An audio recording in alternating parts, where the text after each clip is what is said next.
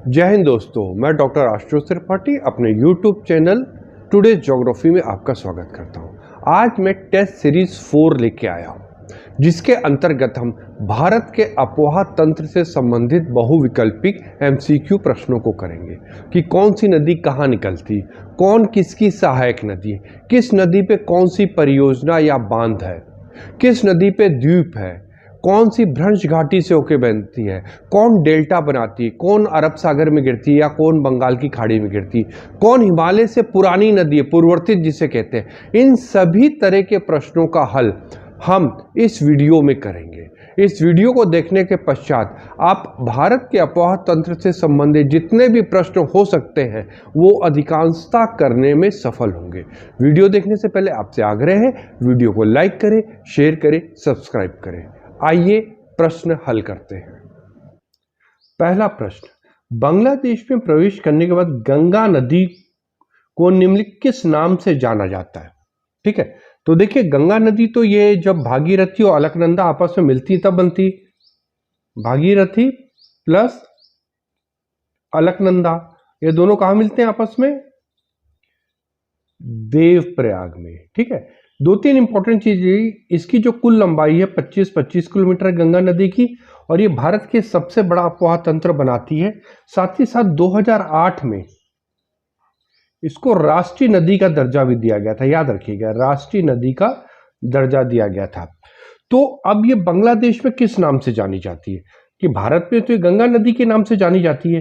तो जैसे ये भारत में गंगा नदी निकली तो ये बांग्लादेश में प्रवेश करेगी, तो यहां से कौन सी नदी आके मिलती है? ब्रह्मपुत्र। ब्रह्मपुत्र को जो बांग्लादेश में है वो जमुना नाम से जाना जाता है। जब ये आपस में मिलती है तो ये जाके मिलती है, बनती है पद्मा, और पद्मा ही आगे जाके बनती है मेघना। तो किस नाम से जाना जाता है इसमें? डी, पद्मा के नाम से जाना जाता है। यदि आप इस मानचित्र को ध्यान से देखिए, देखिए गंगा नदी भारत से आ रही है, ठीक है, और ये कौन सी है? ब्रह्मपुत्र नदी आ रही है। जैसे ये बांग्लादेश में प्रवेश करती है इसका नाम होता है जमुना। जमुना और ये जब मिलती है तो ये पद्मा बन जाती है। यहाँ पे देखिए पद्मा लिखा हुआ है, और ये पद्मा आगे मेघना के रूप में ही बंगाल की खाड़ी पे गिरती है। तो आपको क्लियर हो गया कि इसके कई रूप हैं, जैसे गंगा, पद्मा, मेघना, और ये जो ब्रह्मपुत्र है इसको हम बांग्लादेश में जमुना नाम से जानते हैं। क्वेश्चन 2, निम्नलिखित में किस स्थान पर अलकनंदा तथा भागीरथी का संगम होता है? जस्ट अभी हम लोगों ने किया था, कहां पे होता है? देवप्रयाग में। लेकिन और भी जानना आपको इंपॉर्टेंट है कि विष्णु प्रयाग में कौन सी नदी मिलती है? अलकनंदा से आके मिलती है धौली गंगा, इसको याद रखिएगा। कर्णप्रयाग में कौन सी नदी मिलती है? पिंडार। रुद्रप्रयाग में मिलती है मंदाकिनी। देख रहे? तो ये आपको सब याद रखना है कि कौन से प्रयाग में कौन सी नदी मिलती है। विष्णु प्रयाग में धौली गंगा, रुद्र प्रयाग में मंदाकिनी, कर्ण प्रयाग में पिंडारा, और देव प्रयाग में अलकनंदा से कौन सी मिलती है नदी आके? भागीरथी। ठीक है, तो इसका आंसर डी होगा। भारत में उत्तर से दक्षिण की ओर जाते हुए नीचे दी गई नदियों का निम्नलिखित सही क्रम कौन सा है? श्योक, स्पीति, जास्कर, सतलुज, श्योक, जास्कर, स्पीति, सतलुज, जास्कर, श्योक, सतलुज, स्पीति, जास्कर, सतलुज, श्योक, स्पीति। अब इसमें आपको नदियों का सही क्रम बताना है कि कौन सा है उत्तर में है, कौन सा सबसे दक्षिण। तो देखिए इसमें कॉमन बहुत है। देखिए सतलुज सबसे दक्षिण में है, क्योंकि ये ज्यादातर क्या सिंधु की सहायक नदी है। तो यदि ये सतलुज सबसे दक्षिण में है तो इसमें आंसर कौन सा है? 1 ए और बी में सतलुज दक्षिण में। श्योक क्या है? सबसे उत्तर में पाई जाती है, तो ए बी है। अब कंफ्यूजन है कि स्पीति जास्कर की जास्कर स्पीति, तो यहां पे क्या है? सबसे पहले है श्योक, जास्कर, स्पीति, फिर सतलुज। तो इस तरह कौन सा उत्तर आपका होगा? बिल्कुल बी वाला उत्तर बिल्कुल आपका होगा। श्योक, जास्कर, स्पीति और सतलुज, इस तरह ये आपका बी उत्तर बिल्कुल सही माना जाएगा। फोर्थ, निम्नलिखित में कौन सी ब्रह्मपुत्र की सहायक नदी या नदियां हैं? A1 दिबांग, 2 केमांग, 3 लोहित। आपको बताना है कि इसमें कौन सी नदी ब्रह्मपुत्र नदी की सहायक नदी है। तो आइए एक चित्र देख लेते हैं जिसके द्वारा आप इस उत्तर को आसानी से हल कर सकते हैं। तो कौन कौन सी नदियां दी गई हैं? सहायक दिबांग, दिबांग देखिए ये पे दिख रही है। फिर है लोहित, लोहित भी आपको यहाँ पे ये दिख रही है ना, इसको खूनी नदी भी कहा जाता है। और दूसरा है कामेंग, कामेंग जो यहाँ पे नहीं दिख रही है, एक्चुअली क्या है, जिया भरली जो ये नदी है ये कामेंग के ही नाम से जानी जाती, कामेंग। इसको जिया भरली नदी को ही कामेंग नदी के नाम से जाना जाता है। इसका मतलब है कि दिबांग, कामेंग, लोहित तीनों ही इसकी सहायक नदियां, तो इसका आंसर डी ही माना जाएगा। क्वेश्चन 5, निम्नलिखित में कौन सी नदी अरुणाचल प्रदेश से होकर बहती? 1 बराग, 2 लोहित, 3 सुबनसिरी। इन तीनों में कौन सी नदियां हैं जो अरुणाचल प्रदेश से होकर बहती हैं? इस मानचित्र को देखिए, आपको पता चल जाएगा। पहली कौन कौन सी नदी? लोहित थी, लोहित ये देखिए अरुणाचल प्रदेश से होकर बह रही है। और दूसरी सुबनसिरी है, सुबनसिरी भी ये देखिए अरुणाचल। जो तीसरी इंपॉर्टेंट है बराक, बराक आपको कहीं यहाँ पे नहीं दिख रही। उसका कारण है कि बराक अरुणाचल प्रदेश से होके, इसका जो उद्गम होता है मणिपुर की पहाड़ी से होता है। मणिपुर की पहाड़ी से होते हुए ये जाके बांग्लादेश में जाके ब्रह्मपुत्र नदी से मिलती है। तो बराक नदी इसका उत्तर नहीं होगा कि बराक नदी अरुणाचल प्रदेश से नहीं बहती है। इस आधार पे जो इसका उत्तर होगा बी, केवल 2 और 3, लोहित और सुबनसिरी। क्वेश्चन 6, पैनगंगा, वैनगंगा किसकी सहायक नदियां? ए गंगा की, बी कृष्णा की, सी गोदावरी की, डी नर्मदा की। ये क्वेश्चन कई बार आया है, इसको गंगा नाम से बिल्कुल कंफ्यूज नहीं होइएगा। आइए चित्र के माध्यम से देख के पता करते हैं कि वास्तव में पैनगंगा और वैनगंगा किसकी सहायक नदियां हैं। इसमें सबसे पहले क्लियर कर लीजिए कि जान लीजिए कि पैनगंगा और जो वैनगंगा है वो गंगा नदी की सहायक नदी नहीं है।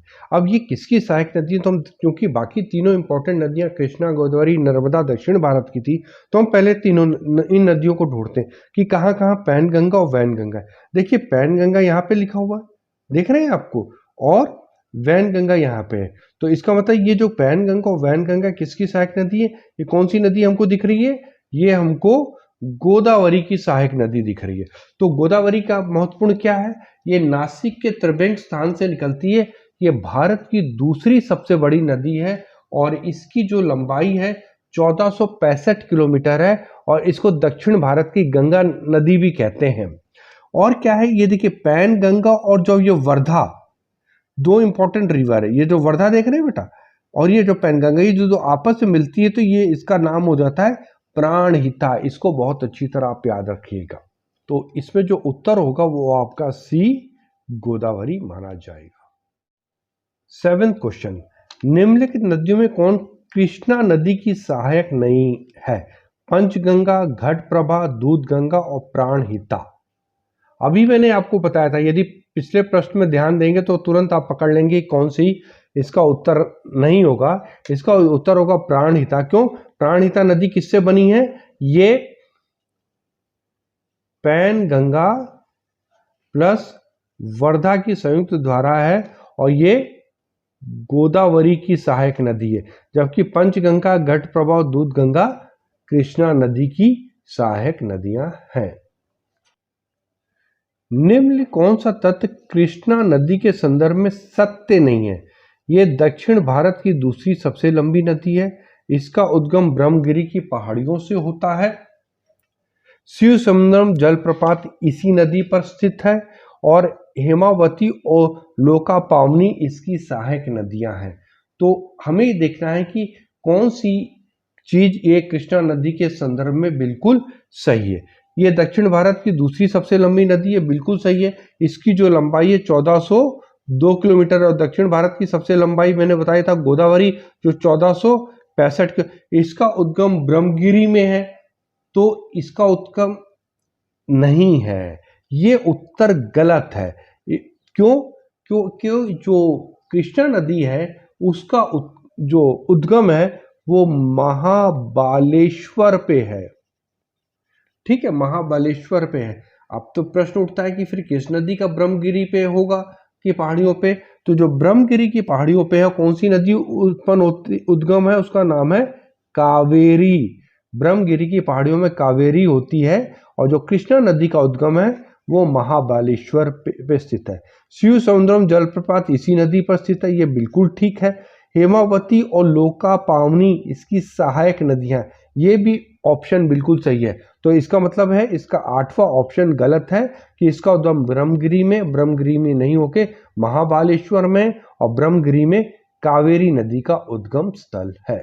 9th क्वेश्चन, नदी जो भ्रंश घाटी से होकर बहती, ए महानदी, बी नर्मदा, सी स्वर्णरेखा, डी कावेरी।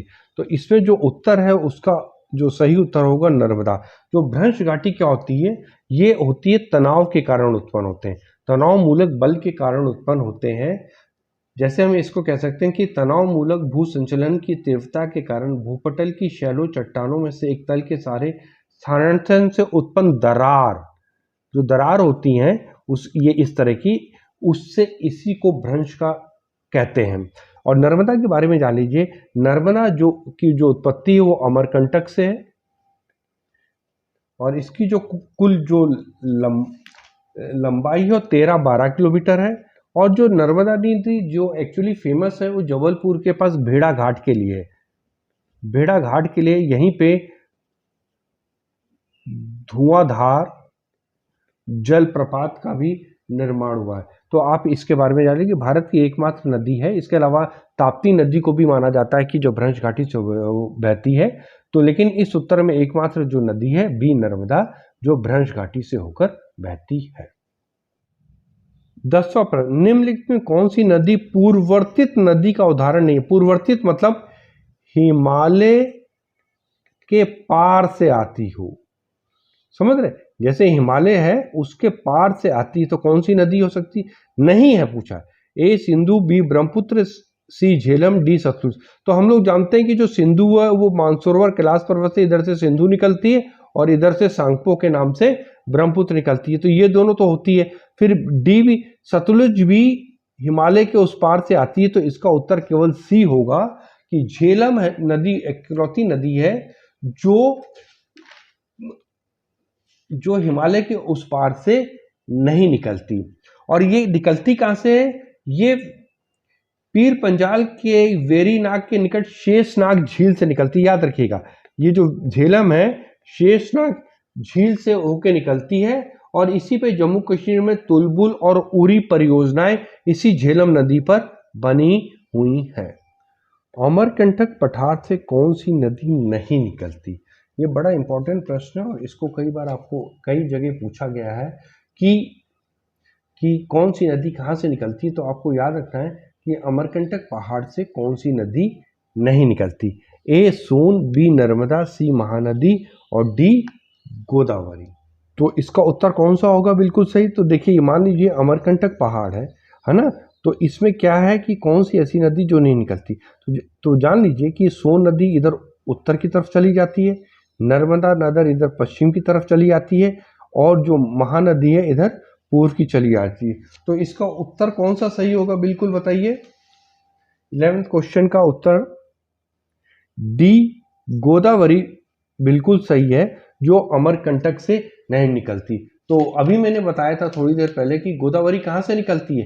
गोदावरी नासिक जिले के त्रंब्यांग से निकलती है, अमरकंटक से ना निकल के नासिक जिले के त्रंब्यांग से निकलती है। और जो अमरकंटक में है वो कौन सा बनता है? अरीय प्रतिरूप बनता है।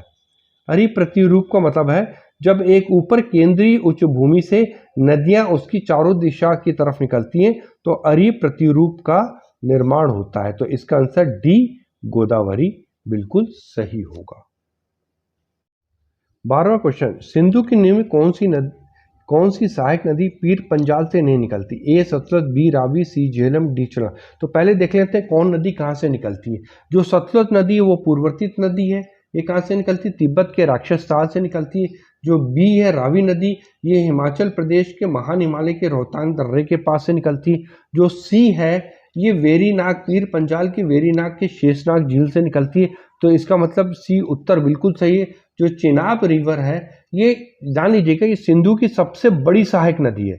चेनाब सबसे बड़ी सहायक नदी है जो करीब 1180 किलोमीटर लंबी है और हिमाचल प्रदेश के में इसे चंद्रभंगा कहते हैं। चंद्रभग्गा इसलिए कहते हैं कि चंद्रभग्गा नामक दो नदियों के संयोग से चेनाब नदी निकलती है। तो जो 12वें का आंसर होगा सी झेलम। 13वां प्रश्न, निम्नलिखित में कौन सी परियोजना चेनाब नदी पर नहीं है? इसको याद रखना है। ए तुलबुल, बी सलाल, सी बगलिहाट, डी दुलहस्ती। अब इन चारों में कौन सी परियोजना नहीं है? तो पहले एक एक करके देख लेते हैं। जो तुलबुल परियोजना है ये किस नदी पर है और किस राज्य में है ये बताइएंगे आप लोग। तुलबुल झेलम नदी पे जम्मू कश्मीर में। तो पहला ही उत्तर बिल्कुल सही हो गया, क्योंकि ये किस पे है? ये झेलम नदी पे है। ठीक है। जो सलाल परियोजना है वो भी जम्मू कश्मीर में है, बगलिहार भी जम्मू कश्मीर में और दुलहस्ती भी जम्मू कश्मीर में। ये चारों परियोजनाएं जम्मू कश्मीर में है, लेकिन जो तुलबुल परियोजना है वो चेनाब नदी पे ना होकर झेलम नदी पर अवस्थित है। 14वां प्रश्न, अरुणाचल प्रदेश में ब्रह्मपुत्र नदी को किस नाम से जाना जाता है? ए लोहित, बी बूढ़ी गंगा, दिहांग, सी सांगपो और डी दिहांग। अब इसमें तो देखिए ये जो सांगपो नाम है ये किस में? ये तो जब मानसरोवर झील से निकलती है इस तरह, तो यहाँ पे इसको सांगपो कहते हैं। ठीक है। तो अरुणाचल प्रदेश में किस नाम से जानी जाती है? ये दिहांग नाम से जानी जाती है। इसको बहुत अच्छी तरह याद रखिएगा। जो हिमाचल प्रदेश में ब्रह्मपुत्र नदी का नाम है वो दिहांग है।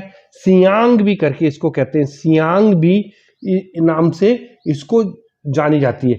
जब दिबांग और लोहित आपस में मिलती है, ये दोनों नदियां आपस में मिलती है, तब ये ब्रह्मपुत्र नदी का निर्माण करती है, या कहिए ये ब्रह्मपुत्र नदी के नाम से जानी जाती है।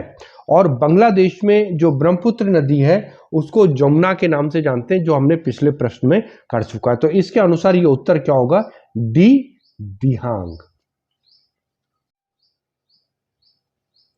निम्नलिखित में कौन सुमेलित है? झील और अवस्थिति। ए लोनार मध्य प्रदेश, बी नक्की गुजरात, सी कोलेरू आंध्र प्रदेश, डी पुलिकट केरल। तो इसमें कौन सा बिल्कुल सही है? यदि इसके हिसाब से देखें तो लोनार मध्य प्रदेश में, तो लोनार क्या देखिए ये किसमें? महाराष्ट्र में। तो इसका मतलब पहला उत्तर बिल्कुल ठीक है। दूसरा नक्की गुजरात, ये गुजरात में ना होकर नक्की झील कहाँ पे है? ये राजस्थान में। तीसरा कोलेरू आंध्र प्रदेश में। अब ये कोलेरू देखिए आंध्र प्रदेश में दिख रहा है, बिल्कुल दिख रहा है, ये सही है। और चौथा पुलिकट केरल में। केरल में तो वेवनाथ अष्टीमुड्डी ये झील है। केरल में जो पुलिकट झील है वो भी कहाँ पे है? आंध्र प्रदेश में दिख रही है। तो इस दृष्टि से देखा जाए तो पहला गलत है, क्योंकि ये लोनार मध्य प्रदेश में ना होके कहां पे है? महाराष्ट्र में है। नक्की गुजरात में होके राजस्थान में। केलेरू आंध्र प्रदेश में बिल्कुल सही है। और पुलिकट केरल ना होके ये भी आंध्र प्रदेश में है।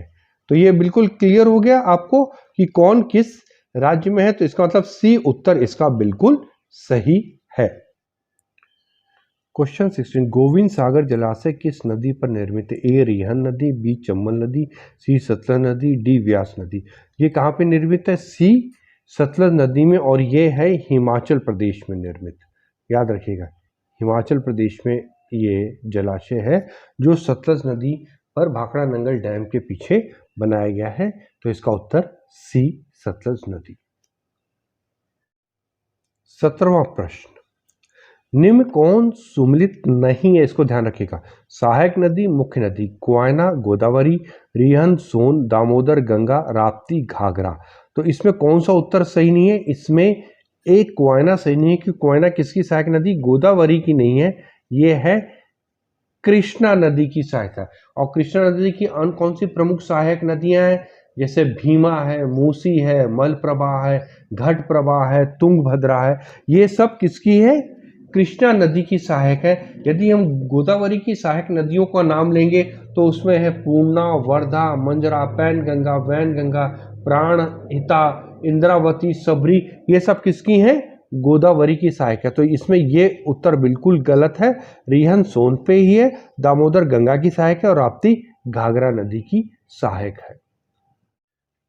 18 प्रायद्वीप भारत की अधिकांश नदियों का मुख्य जल विभाजक स्थित है अरावली पहाड़ी, राजमहल पहाड़ी, शिवालिक पहाड़ी, पश्चिमी घाट में। तो यदि हम ये भारत का इस तरह दक्षिण भारत ये देखें साउथ इंडिया, तो ये जो पश्चिमी घाट यहाँ पे स्थित है, तो यहाँ पे कौन सी नदी निकलती है?